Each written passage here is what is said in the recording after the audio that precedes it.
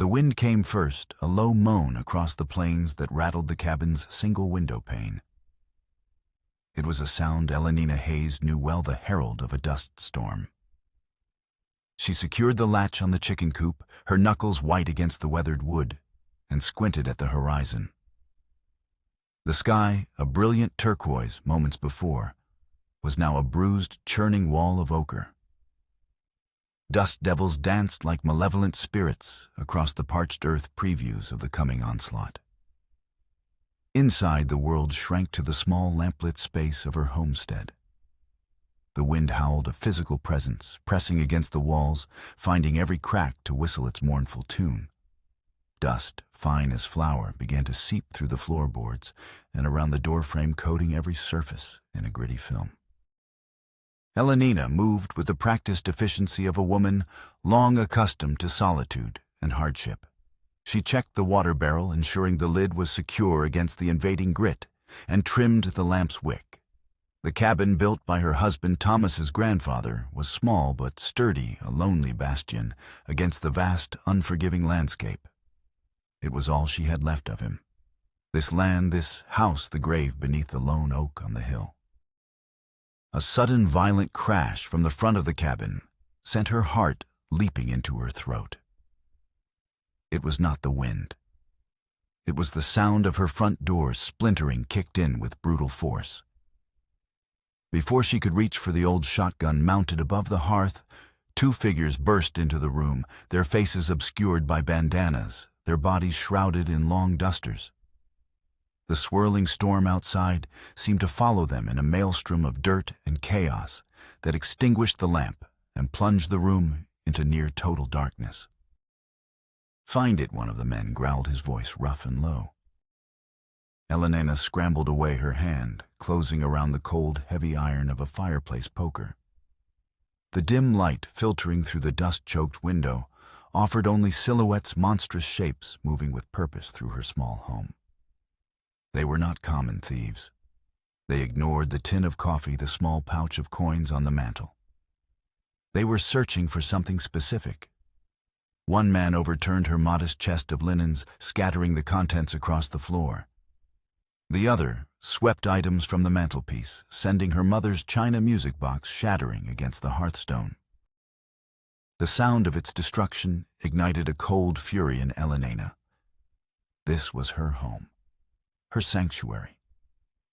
With a cry that was more rage than fear, she lunged from the shadows, swinging the heavy poker. It connected with the second man's shoulder with a sickening thud. He grunted in pain and stumbled back, cursing. The first man turned on her, his form a black void against the swirling dust. He was faster. He caught the poker on its backswing and wrenched it from her grasp, sending it clattering into the darkness. He grabbed her by the arms, his grip like iron, and shoved her hard against the wall. The impact knocked the wind from her lungs. "Where is it, woman?" He snarled, his face inches from hers. The smell of cheap whiskey and sweat filled her nostrils. The locket, the silver one. Elenina's mind reeled. The locket, Thomas had given it to her on their first anniversary. A simple, heart-shaped piece of silver on a delicate chain. He'd said he'd bought it from a traveling peddler. It was her most treasured possession, a tangible link to the man she had loved and lost. It was in the small carved box on her bedside table. Her hesitation was answer enough. The second man, clutching his shoulder, moved to her small bedroom alcove. She heard the scrape of the wooden box, a click as he opened it. "Got it," he called out. The man holding her gave a final brutal shove. "Our business here is done." They were gone as quickly as they had appeared, melting back into the roaring heart of the storm. Elenina slid to the floor, gasping for breath and the grit of the dust coating her tongue. The wind howled its victory.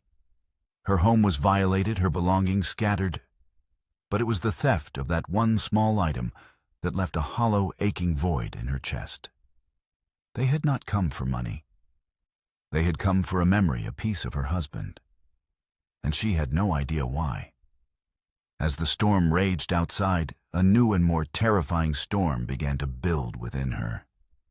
The world she knew, the quiet, lonely life she had carved from her grief, had just been irrevocably shattered. The morning sun cut sharp angles across Copper Creek's only street, illuminating a river of dust kicked up by a passing freight wagon. To Elena, it wasn't a town waking up. It was a predator stirring. The whispers followed her like flies to a fresh wound, murmurs of her barrenness, of her inability to give her late husband an heir. 3 years a widow, and the town's pity had long curdled into something uglier, a dismissive judgment that marked her as incomplete, a problem to be solved. Her destination was the general store, but her first stop was the sheriff's office. The splintered remains of her door were a testament to the night's violence, and the stolen locket was an unanswered question that burned in her mind. Sheriff Wade, a man whose spine seemed to have been replaced with gelatin, listened to her account with a carefully neutral expression. "Raiders in a dust storm, Mrs. Hayes," he said, stroking his chin. "Happens. Nasty business. Probably just drifters looking for anything they could carry."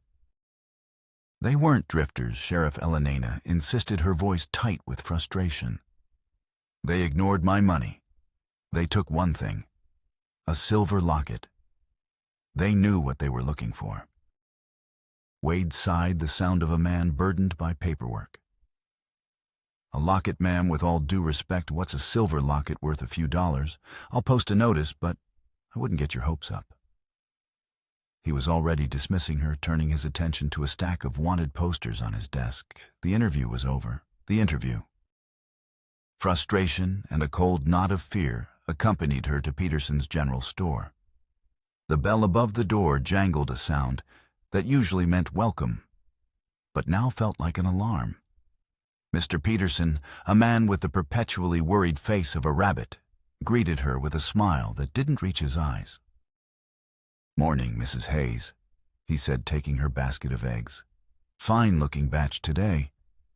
But I'm afraid I can only give you half what I paid last week." His eyes darted toward the back room, a place from which the town's real power emanated. Elena gripped the counter, her knuckles turning white. "Half, but Mr. Peterson, the quality hasn't changed. I need supplies." "Orders from above, Mrs. Hayes." Peterson said, his voice dropping to an apologetic whisper. "Times are changing." As if on cue, Sheriff Wade emerged from the back room, followed by 2 members of the town council. They wore masks of false sympathy, holding their hats in their hands, like undertakers come to measure a corpse. Elena straightened her spine, bracing for the blow she now knew was coming. "Mrs. Hayes," the sheriff began, clearing his throat. "The council has made a decision regarding your property and outstanding debts." He handed her an official-looking document. Her hands trembled as she unfolded it. The formal looping script swam before her eyes, but the words were cruelly clear: foreclosure, seizure, unpaid taxes. Taxes that had mysteriously doubled last spring. "This is theft," she whispered, her voice a thread of sound in the suddenly silent store. "My husband's family worked that land for 2 generations. "It's a difficult situation," one of the councilmen, a portly banker named Harris, chimed in. "But a solution has been proposed. A very generous solution." Sheriff Wade delivered the final devastating sentence. "You have 2 options. You can abandon the property and leave Copper Creek by month's end, or you can accept the proposal of Mr. William Blackwood." Elena stared at him, uncomprehending. "Proposal?" "He has offered to absorb your debt and take the deed to your land," Wade said, refusing to meet her eyes. "In exchange for your hand in marriage." The air left her lungs. The store, the faces, the shelves of goods, they all blurred into a sickening vortex. Marry William Blackwood, a man whose power was as vast as his cruelty was legendary. A man who had been buying up land with a rapacious hunger, a man she suspected was behind the raiders and every misfortune that had befallen her. He says he'll even give you a chance at the family you couldn't give Thomas Councilman Harris, added his gaze flicking meaningfully toward her abdomen. The casual cruelty of his words struck her like a physical blow. The shock receded, replaced by a wave of incandescent rage. It burned away the tears that threatened to fall, solidified her trembling limbs, and sharpened her voice to a point of ice. She looked directly at Sheriff Wade, her gaze so cold and direct that he flinched. "So the council sells widows now, Sheriff." Her voice was quiet, but it cut through the room's thick silence. "Tell me, what's the going rate for a woman's soul in this town?"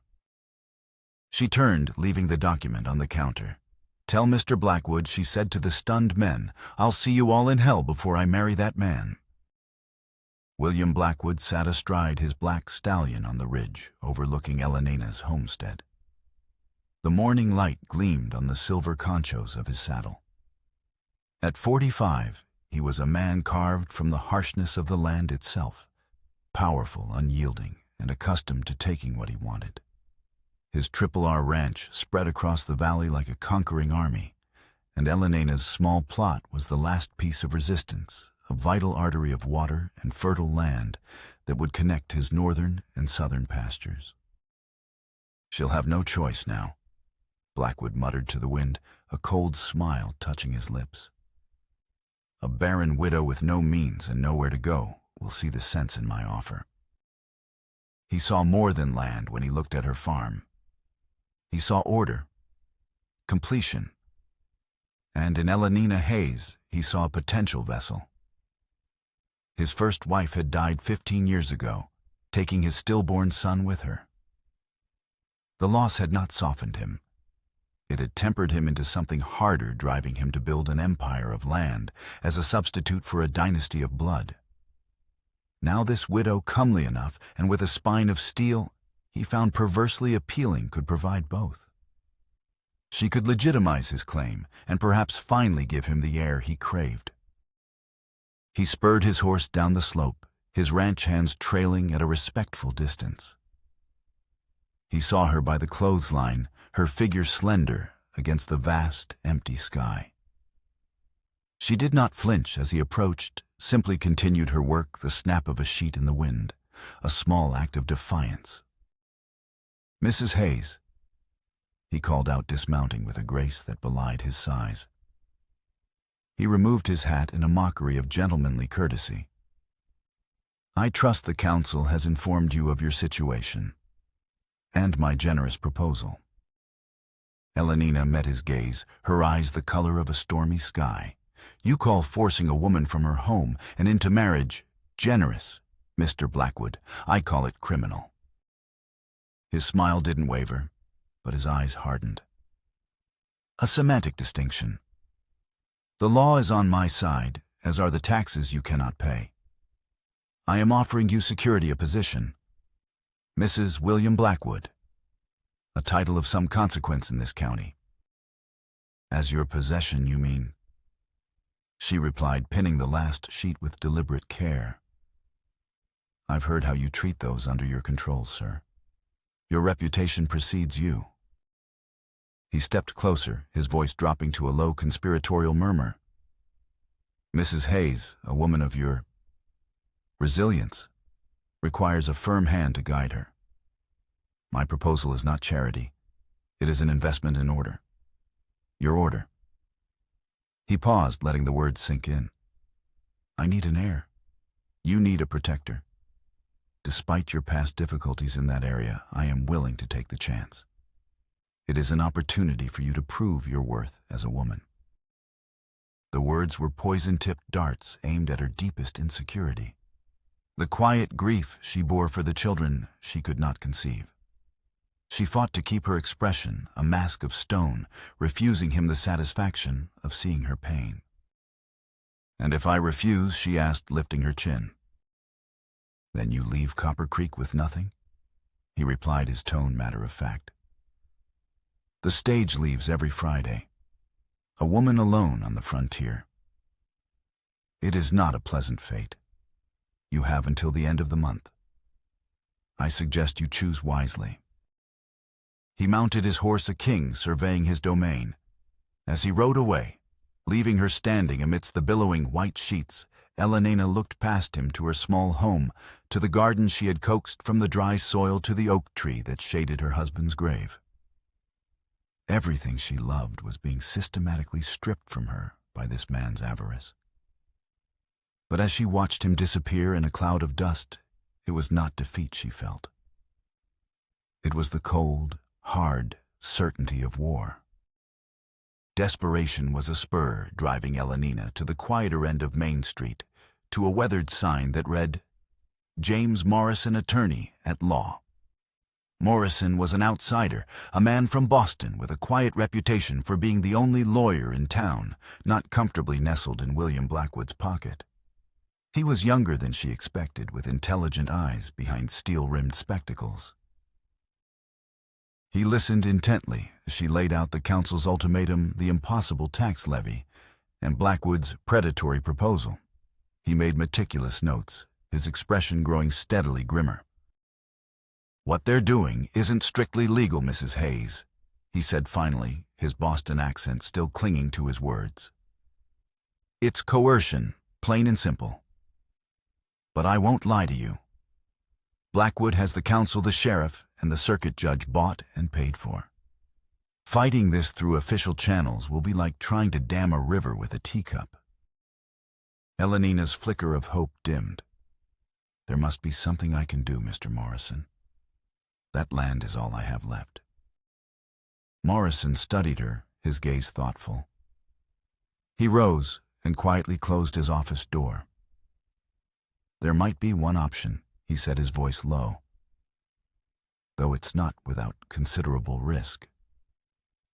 Have you ever heard of a man named Daniel Fletcher?" The name was unfamiliar. "Who is he?" "A federal marshal," Morrison replied. "He's been in the territory for months investigating land fraud. He's building a case against several powerful men, Blackwood chief among them. He arrived in Copper Creek in secret last week, posing as a prospector. He's staying at my brother's place out by the old mission." Hope, sharp and painful, pierced through Elenina's despair. "You think he can help me?" "I can arrange a meeting," Morrison said, his expression deadly serious.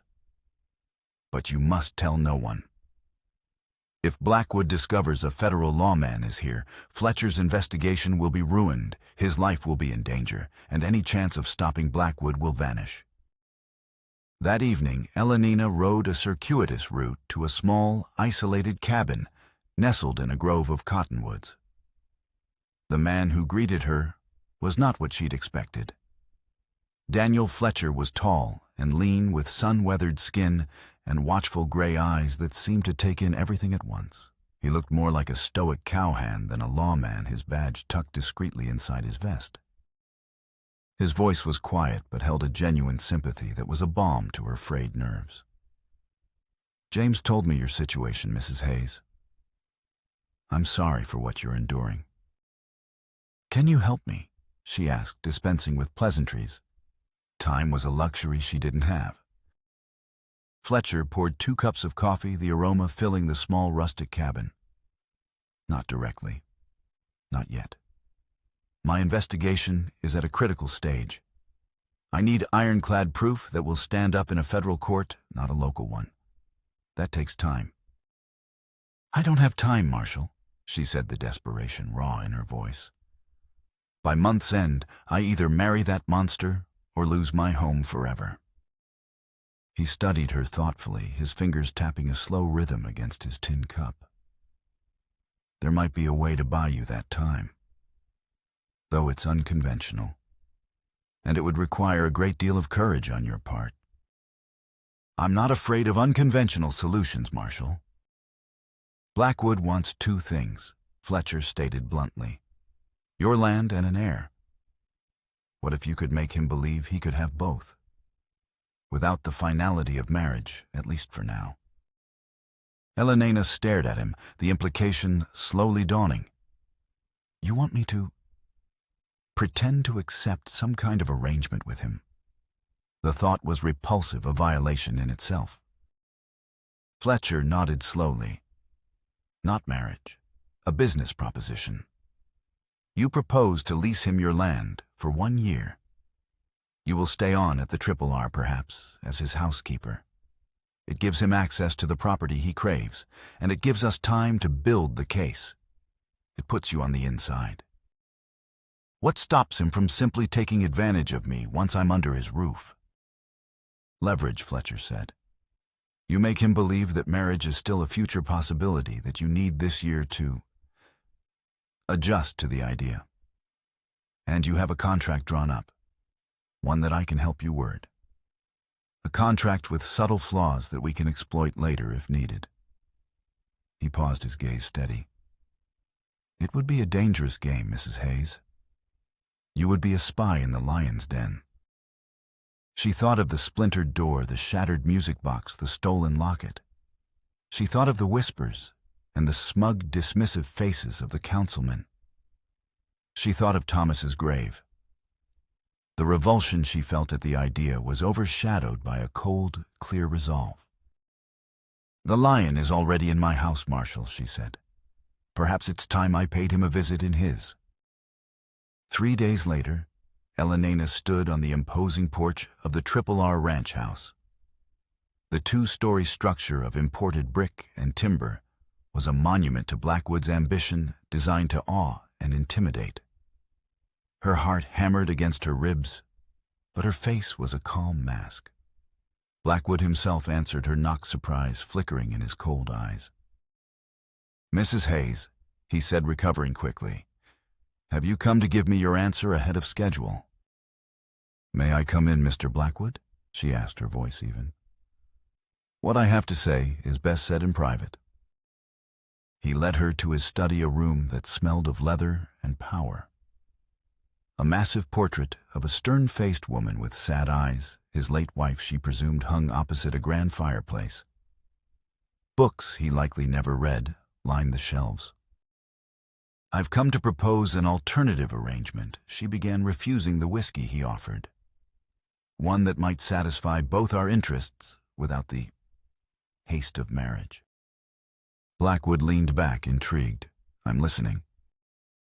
She laid out the plan. Fletcher had helped her devise a 1-year lease on her land, with her staying on as his housekeeper. This gives you immediate access to the property, she said, the words tasting like ash in her mouth. And it gives me time to properly consider your more permanent proposal. And why would I accept such a thing when I can simply have it all in a few weeks? He asked a predator toying with its prey. Because this way you get what you want without appearing to be the villain. She replied smoothly, echoing Fletcher's logic. People may fear you, Mr. Blackwood, but they don't respect a man who coerces a widow. This way, it's a business deal. An amicable arrangement. She added the final crucial piece of bait. Besides, a year under the same roof would allow us to determine if we are compatible. Surely that's preferable to a resentful union. He studied her suspicion and interest, warring in his gaze. He walked to the window, staring out at his vast domain. Elena noticed his eyes drift for a moment to a small silver-framed photograph on his desk. A woman and a small child. She couldn't see their faces clearly, but the rigid set of his shoulders seemed to soften for just a fraction of a second. You surprise me, Mrs. Hayes, he said finally, turning back to her. There is more to you than I thought. His eyes held a flicker of reluctant admiration. Very well. 1 year?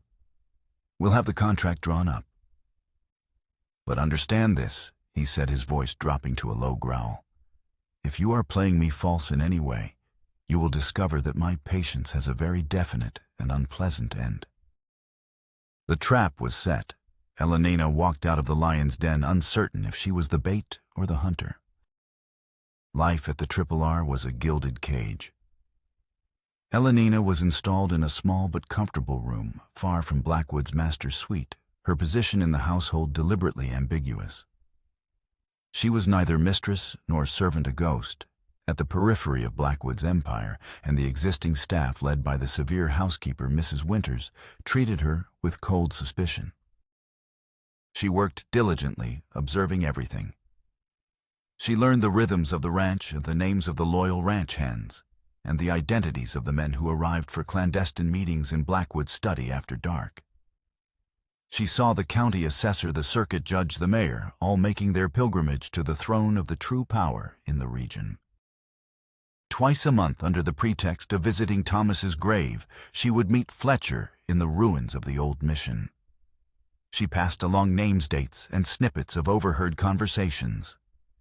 Each piece was a thread, and Fletcher was patiently weaving them into a rope strong enough to hang a king. "You're doing remarkably well," Fletcher told her during one such meeting, his quiet praise a lifeline in her sea of deception. "The information you've provided corroborates patterns across 3 counties. We're getting closer." "How much longer, Marshal?" she asked, the strain showing in the faint shadows under her eyes. "Living under his roof, enduring his presence, it's a constant effort." "A few more months at most," he assured her. "We just need one more piece, something concrete. A ledger, a signed document." As autumn painted the cottonwoods gold, Blackwood grew more impatient. His comments about their future became more frequent, his possessive gaze more intense. One evening, while tidying his study, Elenina's eyes were drawn again to the small, silver-framed photograph on his desk. This time she picked it up. It showed the same sad-eyed woman from the large portrait, but here she was smiling, holding the hand of a young boy of about 5. They stood beside a covered wagon, the vast, empty plains stretching out behind them. There was a raw happiness in the image that felt utterly alien to the cold, oppressive atmosphere of the house. Blackwood entered without a sound, and she nearly dropped the frame. "My wife, Maria," he said, his voice unexpectedly quiet. "And my son, Samuel. They were lost to me on the Santa Fe Trail years ago. A wagon accident." He took the frame from her, his thumb brushing over the glass.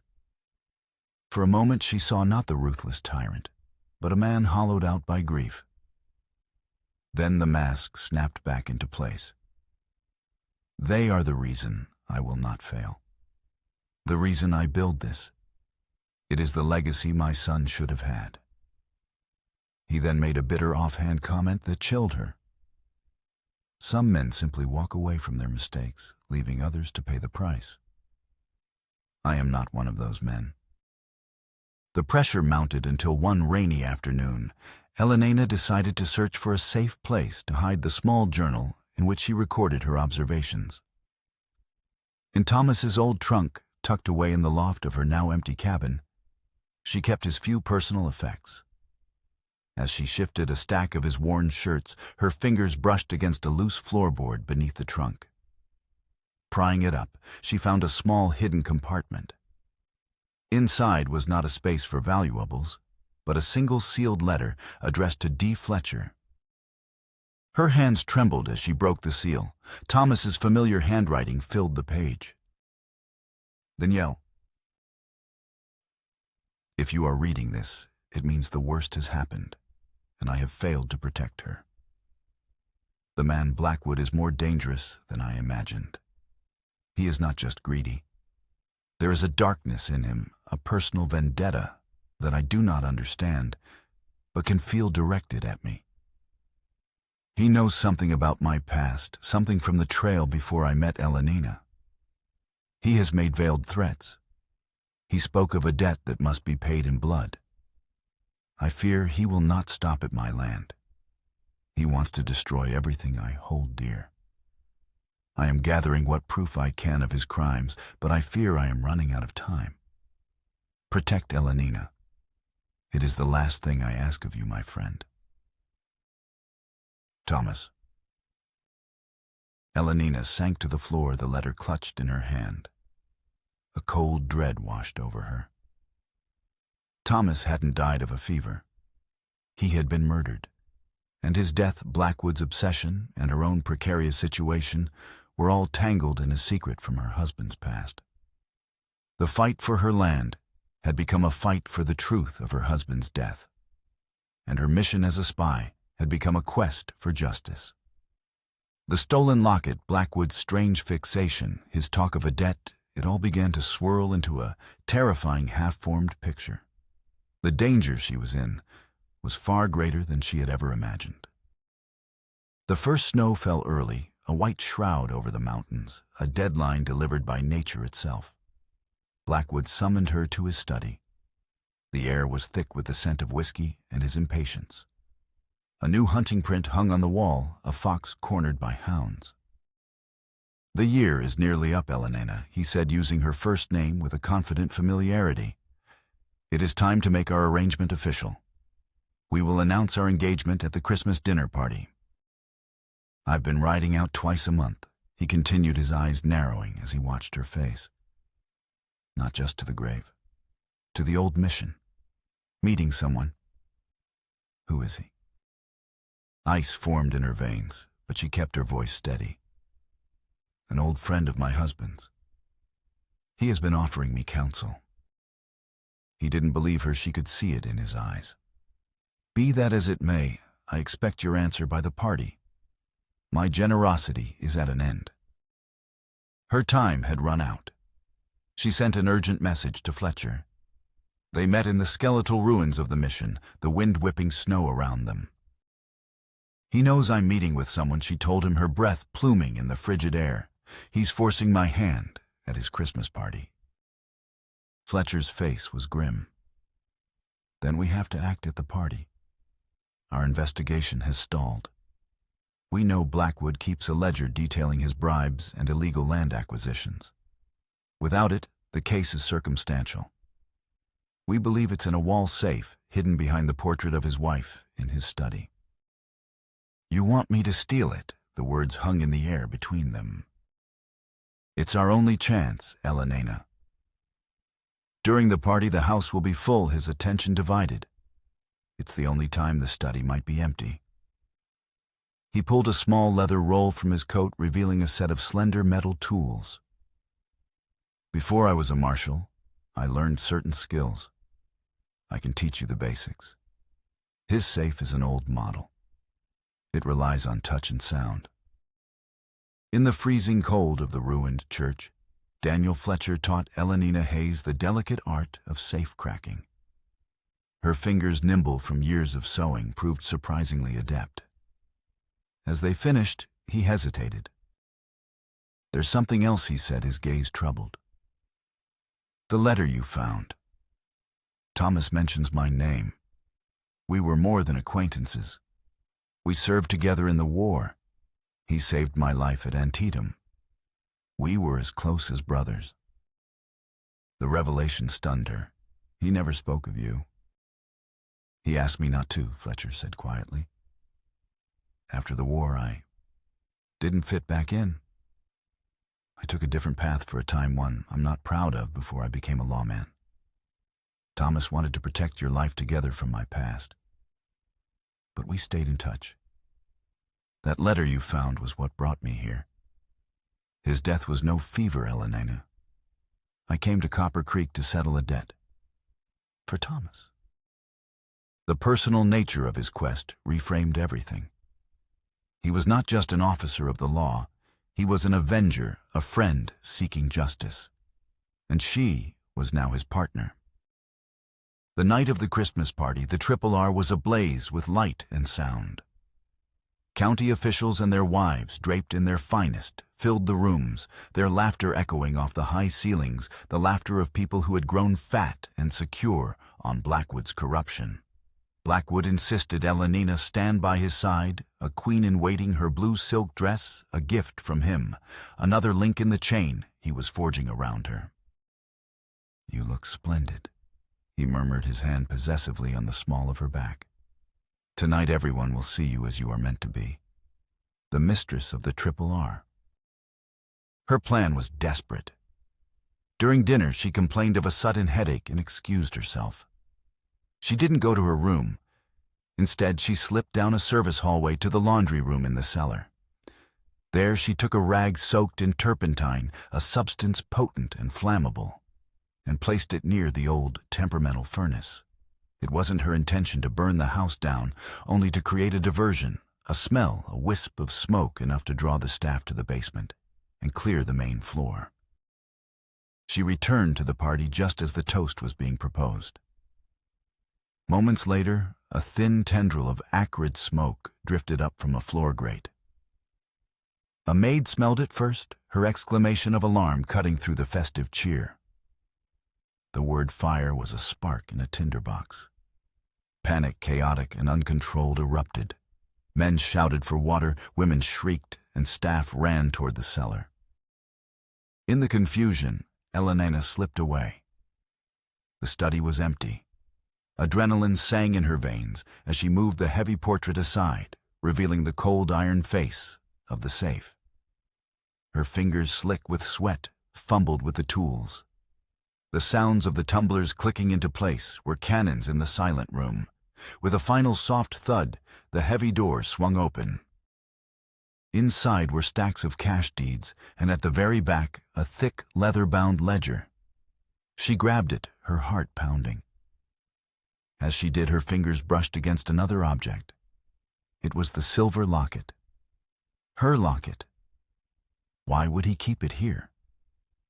Tucked inside the ledger was a folded, yellowed piece of paper. A death certificate. For Maria and Samuel Blackwood. But the cause of death was not listed as a wagon accident. It was cholera.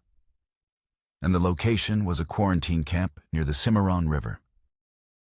A floorboard creaked in the doorway. Elena spun around the ledger, clutched to her chest. William Blackwood stood there, his face a mask of cold fury. The smell of smoke from the cellar was stronger now, a prelude to a different kind of inferno. "I always suspected you were more than you appeared, Mrs. Hayes," he said, his voice dangerously quiet. He advanced into the room, kicking the door shut behind him. "But I confess, I underestimated just how treacherous a woman could be." "Give me the ledger, Elena." Blackwood's voice was unnervingly calm, the quiet at the heart of a storm.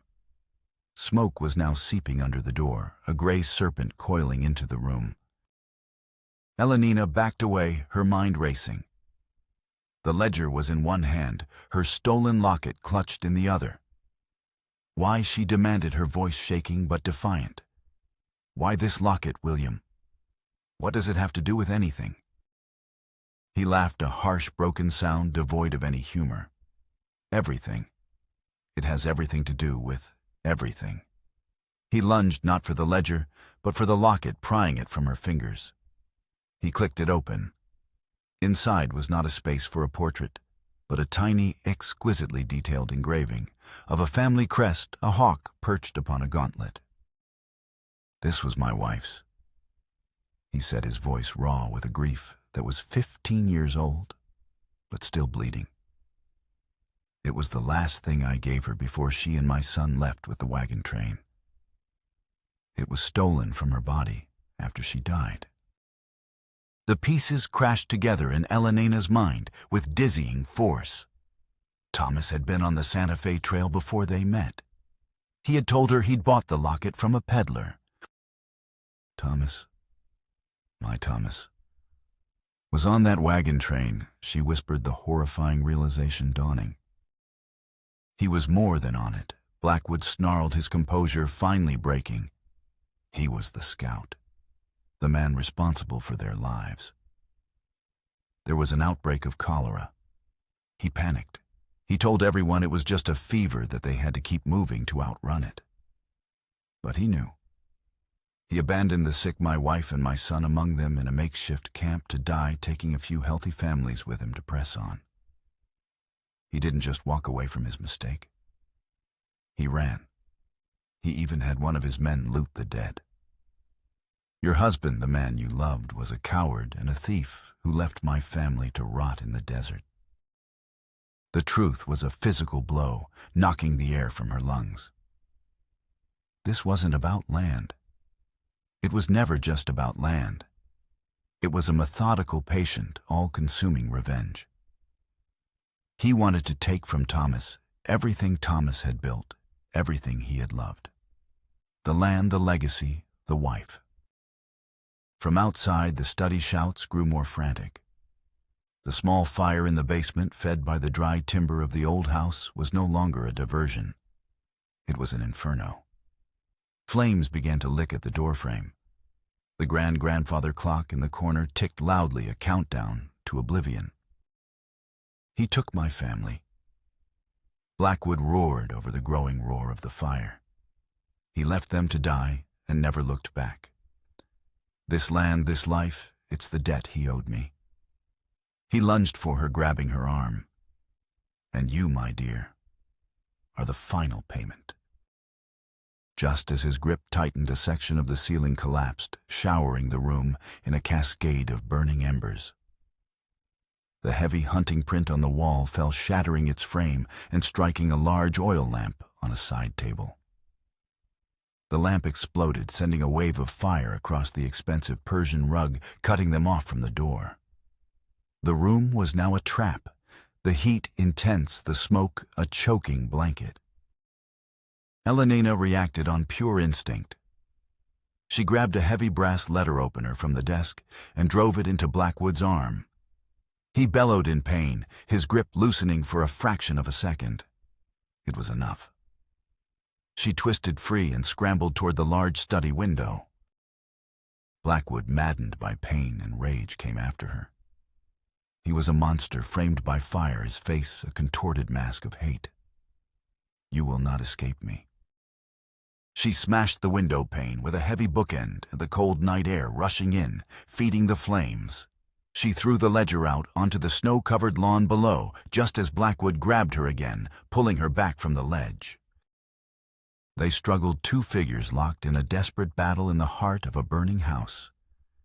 The heat was unbearable, the roar of the fire deafening. The grandfather clock let out a final strangled chime before it was consumed by flames. "It's over, William," she screamed, smoke tearing at her lungs. "It's over when I say it is," he bellowed back. Suddenly, the window frame behind them exploded inward. A figure vaulted into the room, Daniel Fletcher. "Let her go, Blackwood," he yelled, his revolver leveled. Blackwood stared at him, a flicker of recognition, of disbelief in his eyes. He shoved Elenina away and charged at Fletcher with a guttural roar, a wounded beast making its final stand. A single shot echoed sharp and definitive, even over the noise of the fire. Blackwood stumbled, a look of profound surprise on his face, before collapsing to the floor. "We have to go. Now." Fletcher grabbed Elenina, pulling her toward the shattered window. The floor beneath them groaned, threatening to give way. He helped her through the window and onto the narrow stone ledge outside. Below the lawn was a chaotic scene of fleeing party guests and frantic ranch hands. Fletcher jumped, first landing in a deep snowdrift, then turned to help her down. They landed together in the cold, soft snow, gasping in the clean, frigid air as the entire roof of the R study collapsed inward, sending a volcano of sparks and flame into the dark night sky. Elenina looked from the burning monument of one man's hatred to the ledger lying safe in the snow, then to the lawman who had saved her. The fire consumed the past, but the truth lay preserved in the cold. In the chaotic aftermath, as the R ranch burned itself into a blackened skeleton against the dawn sky, federal authority descended upon Copper Creek. Fletcher, his badge now openly displayed, took charge with quiet efficiency. Blackwood's body was recovered from the ruins, and the ledger provided an irrefutable roadmap of his corruption, implicating nearly every official in the county. The days that followed were a blur for Elenina. She was housed under Fletcher's protection at the lawyer Morrison's home, where she gave her formal statement. The town that had once scorned her now looked upon her with a mixture of awe and fear. She was the woman who had walked into the lion's den and emerged from the ashes of its destruction. But victory felt hollow. The revelation about Thomas was a wound far deeper than any of Blackwood's threats. The man she had loved and mourned, the man whose memory she had fought to protect, was not the hero she believed him to be. He was a man with a dark secret, a man whose past actions had planted the seeds of her own torment. A week after the fire, Fletcher found her sitting on the porch of Morrison's house, staring at the distant mountains. "The circuit judge has issued warrants for Sheriff Wade and the councilman," he said, sitting beside her. "The system will clean itself out eventually. Justice will be done." "Will it?" she asked, her voice quiet. Blackwood was a murderer.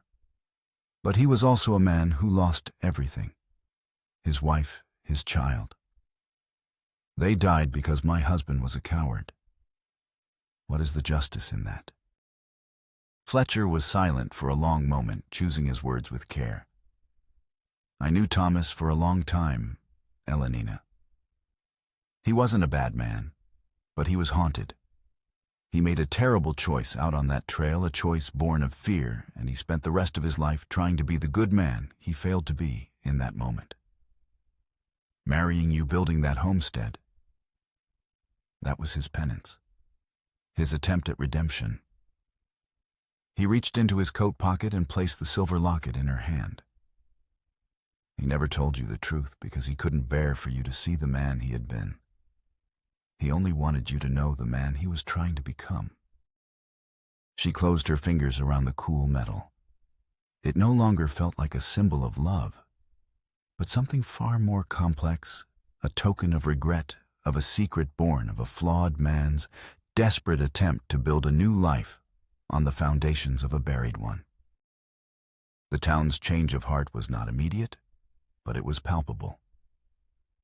It was shown not in grand apologies, but in small gestures.